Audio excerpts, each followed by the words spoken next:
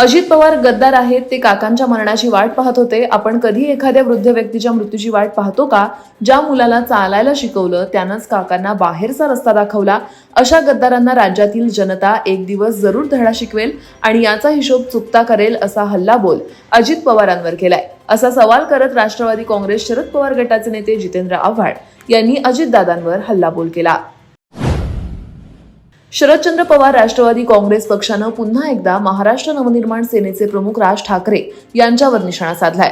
या संदर्भात शरद पवार गटाचे आमदार रोहित पवार यांनी एक पोस्ट शेअर करत नाव न घेता राज ठाकरे यांच्यावर टीका केली आहे. सुपारीबाज लाभार्थी असा उल्लेख करत रोहित पवार यांनी राज यांच्यावर टीका केली आहे. मतांचं विभाजन करण्यासाठी आपला लोकप्रिय खेळाडू सत्ताधाऱ्यांनी मैदानात उतरवला असल्याचा आरोप आमदार रोहित पवार यांनी केला.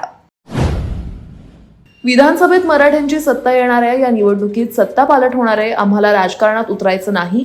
मात्र सरकारनं आता आरक्षण न दिल्यास दुसरा पर्याय नाही. आम्ही राजकारणात उतरलो तर हाल होतील असा इशारा मराठा आंदोलक मनोज जरांगे यांनी दिलाय. तसंच राज्यभरातील मराठा समाजाच्या आमदारांनी सरकारला समजावून सांगावं असं आवाहन सुद्धा त्यांनी केलंय. ते प्रसार माध्यमांशी बोलत होते. राज्य सरकारनं लाडकी बहीण योजनेची घोषणा केली. त्यानंतर या योजनेवरून सत्ताधारी आणि विरोधकांमध्ये चांगलीच जुंपली आहे. विरोधकांकडून सातत्यानं या योजनेवरून सरकारवर टीका केली जाते. त्यावरून उपमुख्यमंत्री अजित पवार यांनी जोरदार प्रत्युत्तर दिलंय. अशक्य गोष्टी शक्य करणं हीच माझी ओळख असल्याचं म्हणत त्यांनी विरोधकांना सुनावलंय. विशेष म्हणजे यंदाची निवडणूक ही महिलांच्या हितासाठी आणि विरोधात असणाऱ्यांमध्ये आहे असं अजित पवार म्हणाले.